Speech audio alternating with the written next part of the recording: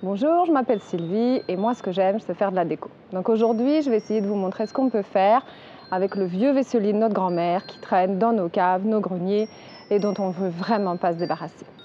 Bon, pour ce meuble j'ai décidé de garder que la partie du haut. Donc je vais séparer le haut du bas. Vous allez voir c'est hyper facile parce que 99 fois sur 100 c'est juste posé. Donc il suffit juste de le soulever et on va récupérer le haut et le transformer en étagère murale.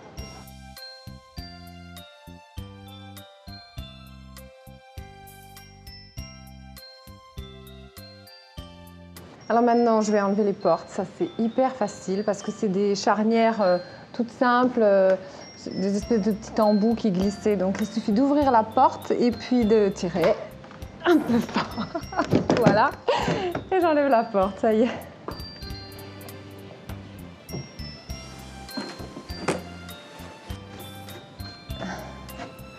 Et avant de commencer à peindre, je balaye, je dépoussière et je vérifie que tout est bien sec et bien propre.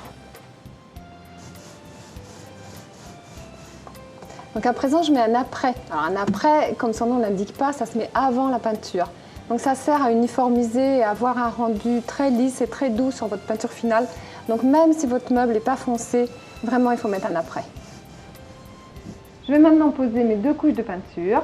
Alors pour les couleurs, il ne faut vraiment pas hésiter sur les mariages. Moi je vais mettre du rose foncé à l'extérieur et du rose clair à l'intérieur du meuble. Et je vais souligner des éléments comme la tablette ou les champs en rose foncé.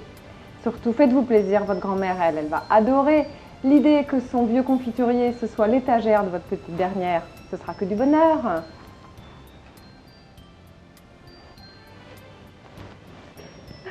Alors, pour vos couleurs, pensez à prendre des peintures acryliques, c'est-à-dire à base d'eau. C'est bien plus confortable à travailler et puis pour nettoyer les pinceaux, c'est bien plus facile. Après, vous posez du vitrificateur en parquet. Comme ça, votre meuble, vous pourrez le nettoyer très facilement. Alors maintenant que ma peinture est posée, mon vitrificateur appliqué, je fixe mes petites attaches, comme ça je pourrai accrocher mon meuble au mur. Ça y est, mon œuvre est terminée. Pas mal, hein? Alors faites-moi confiance, faites-le, vous serez archi fiers de vous et vous pouvez décliner cette technique-là à l'infini.